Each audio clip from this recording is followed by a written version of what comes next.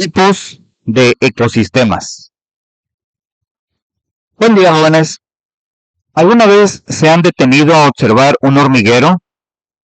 ¿O han notado cómo en un simple charco, después de la lluvia, aparecen mosquitos, algas y hasta pequeños insectos?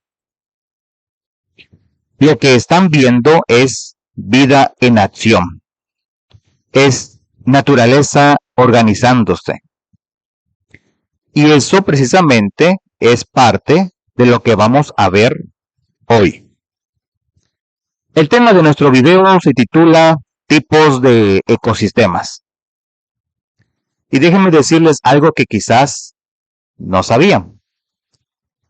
En este preciso momento, ustedes y yo estamos dentro de un ecosistema. Aquí mismo, en este salón. Al final del video van a entender por qué les digo esto. ¿Qué es un ecosistema? Empecemos por lo fundamental. Un ecosistema lo podemos definir como un sistema que está formado por diferentes especies que viven en un lugar delimitado y se relacionan entre ellas. Pero no solo se relacionan las especies entre sí, también interactúan con el ambiente que las rodea. El agua, el aire, el suelo, la temperatura. Entonces, podemos decir que un ecosistema es tanto un sistema físico como biológico. Es una comunidad de organismos vivos que se encuentran en una zona geográfica delimitada, funcionando como una gran familia donde todos dependen de todos. Este concepto no es algo nuevo. Fue propuesto en 1935 por un botánico inglés llamado Arthur Tansley, quien dijo algo muy importante. Y les voy a leer su definición. Un ecosistema es un conjunto formado por una comunidad de seres vivos como plantas, animales y microorganismos. A esto le llamamos biocenosis, que en un espacio determinado, con sustrato y factores abióticos. A esto le llamamos biotipo, que se interrelacionan funcionalmente formando una unidad. Ahora bien, para entender esto mejor, imaginen un acuario. En ese acuario tenemos peces, plantas acuáticas, tal vez caracoles o camarones. Esos son los factores bióticos, es decir, los seres vivos. Pero también tenemos agua, rocas, arena, oxígeno disuelto, la luz que entra por el vidrio. Esos son los factores abióticos, lo que no tiene vida. Y todos estos elementos están relacionados. Los peces respiran el oxígeno del agua. Las plantas lo producen. Las rocas sirven de refugio.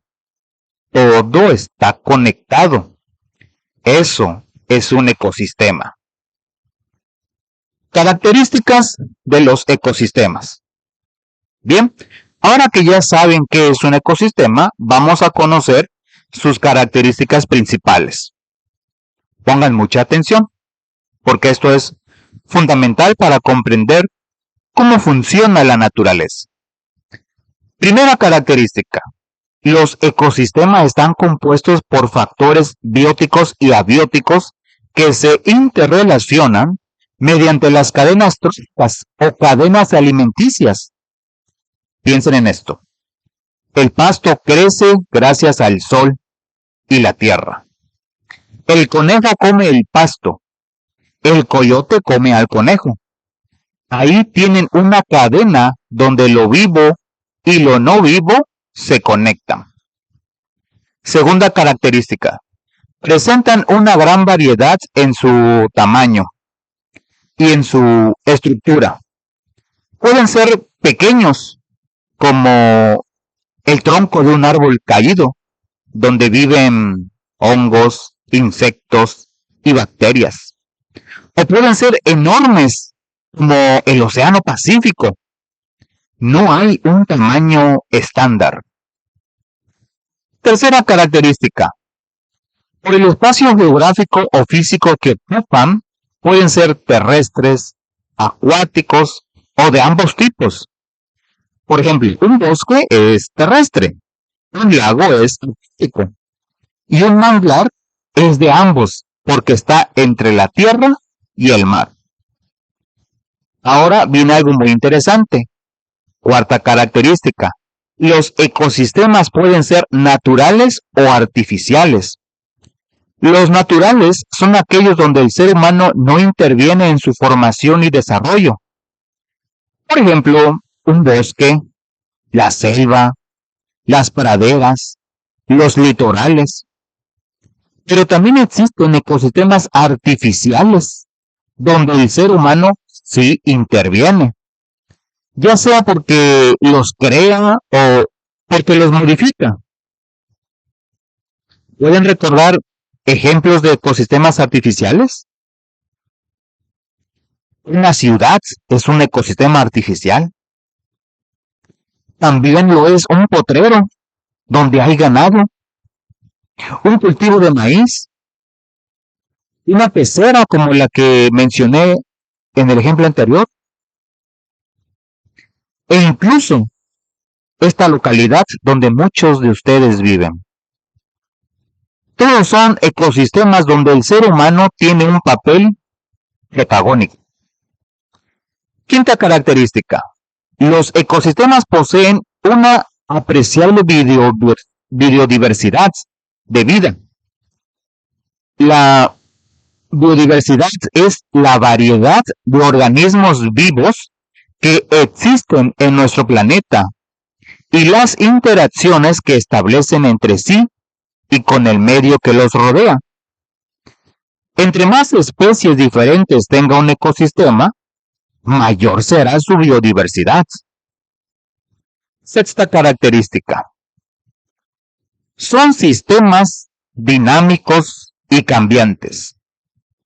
Los ecosistemas no están congelados en el tiempo. Pueden experimentar cambios naturales, como cuando un río cambia su curso por las lluvias, o pueden cambiar debido a las actividades del ser humano, como cuando se deforesta un bosque para poder sembrar. Séptima característica, su principal fuente de energía es la radiación solar. El sol es el motor de casi toda la vida en la Tierra. Sin luz y calor, la mayoría de los ecosistemas no existirían. Las plantas capturan esa energía y la transforman en alimento mediante la fotosíntesis. Y ese alimento luego pasa a los herbívoros y de ahí a los carnívoros. Octava característica, son sistemas complejos.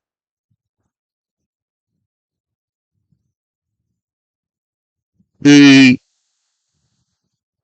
dependen de las relaciones entre sus elementos. Si yo elimino un elemento, puede afectar a todo el sistema. Es como un dominó. Si quitas una pieza importante, todo puede venirse abajo. Novena característica, a mayor biodiversidad, mayor complejidad presentará el ecosistema. Un ecosistema con muchas especies tendrá más relaciones, más interacciones, más equilibrio. Y finalmente, 10ª característica. Son alterados por fenómenos naturales, por la acción humana y el cambio climático. Esto produce que algunas especies no sobrevivan o que migren a otros lugares para adaptarse a otros ecosistemas. Por ejemplo, cuando hay una sequía muy fuerte, muchos animales se ven obligados a buscar agua en otras regiones. Madurez y estabilidad de los ecosistemas. Ahora, jóvenes, vamos a hablar de dos conceptos muy importantes: la madurez y la estabilidad de los ecosistemas. Presten atención. La estabilidad es la tendencia de un ecosistema a mantener su sostenibilidad, es decir, a mantener a largo plazo el suministro de sus servicios ecosistémicos. ¿Qué son los servicios ecosistémicos? Son los beneficios que obtenemos de la naturaleza: la producción de alimento, la captura de carbono que limpia el aire, la fertilidad del suelo que nos permite sembrar. Un ecosistema estable es capaz de mantener estos servicios por mucho tiempo. Ahora, la madurez o clímax de un ecosistema es el estado ideal o punto máximo de desarrollo que puede alcanzar. Es como cuando ustedes terminan la prepa aquí en el TEBA, han alcanzado un nivel de madurez académica. Lo mismo pasa con los ecosistemas. Un ecosistema se considera maduro cuando su comunidad está en su fase clímax. Y esto se caracteriza por varias cosas. Voy a explicarles una por una. Primero, diversidad biológica. Un ecosistema maduro tiende a tener una alta diversidad de especies, plantas, animales, hongos y microorganismos. Esto se debe al desarrollo de una red compleja de interacciones entre las diferentes especies, lo que aumenta el número de niveles tróficos.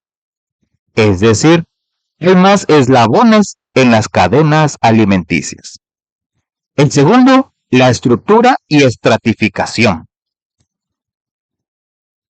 La organización de las especies se da en diferentes estratos o niveles. Déjenme explicarles esto con un ejemplo. Imaginen un bosque maduro. Arriba, en lo más alto, tenemos el dosel superior, formado por las copas de los árboles grandes. Más abajo está el sotobosque, con arbustos y árboles más pequeños. Y a nivel del suelo tenemos plantas pequeñas, hongos, líquenes. Cada uno de estos niveles es como un piso en un edificio, y cada piso alberga diferentes formas de vida. Esta estratificación proporciona diferentes nichos ecológicos y contribuye a la estabilidad del ecosistema. Tercero, ciclos de nutrientes. En un ecosistema maduro, los nutrientes se reciclan continuamente a través de la descomposición de materia orgánica y la absorción de nutrientes por parte de las plantas. ¿Qué significa esto? Que nada se desperdicia.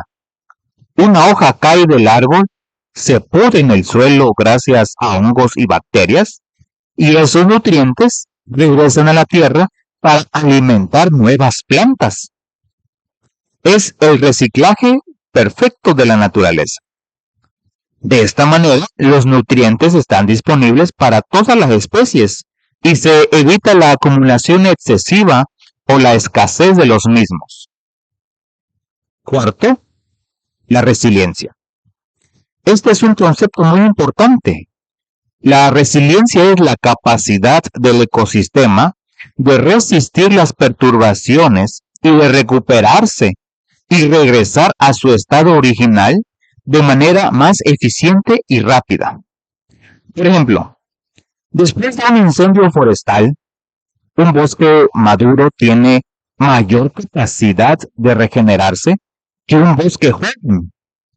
Esto se debe a la presencia de especies adaptadas a las condiciones del ecosistema y a la capacidad de autorregulación del ecosistema. Quinto, equilibrio dinámico.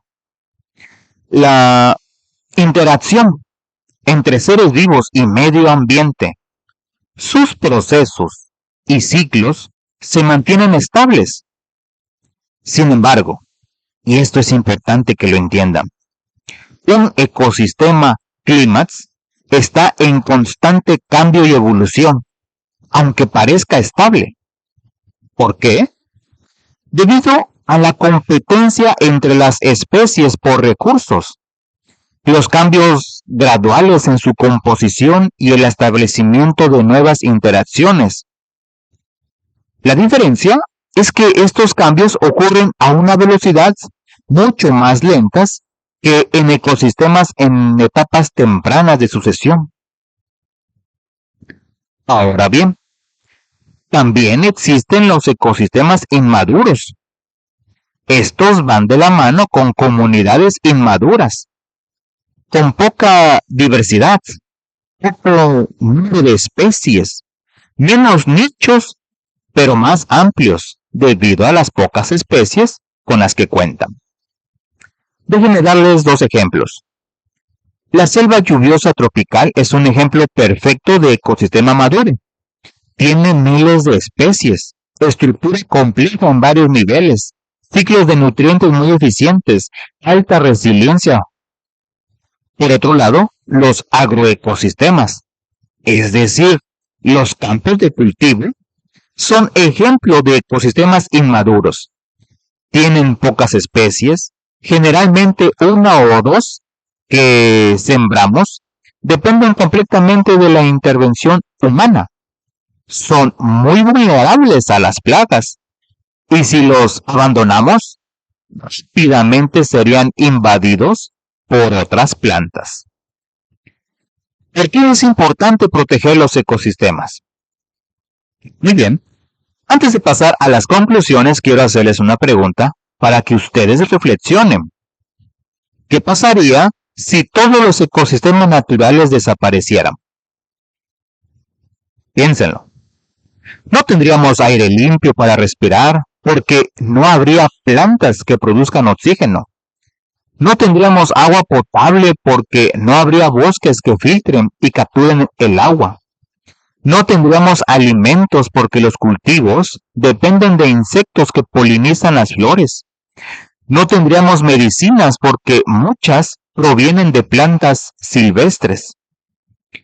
La relación que existe entre todos los elementos de un ecosistema nos permite comprender qué es un ecosistema y además entender por qué es tan importante protegerlos para el mantenimiento de todas las especies, incluida la nuestra. Cada vez que cortamos un árbol sin reponerlo, cada vez que contaminamos un río, cada vez que destruimos el hábitat de una especie, estamos rompiendo el equilibrio de estos ecosistemas complejos.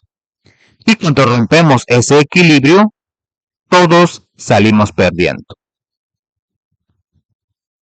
Muy bien, vamos a recapitular lo que hemos visto hoy.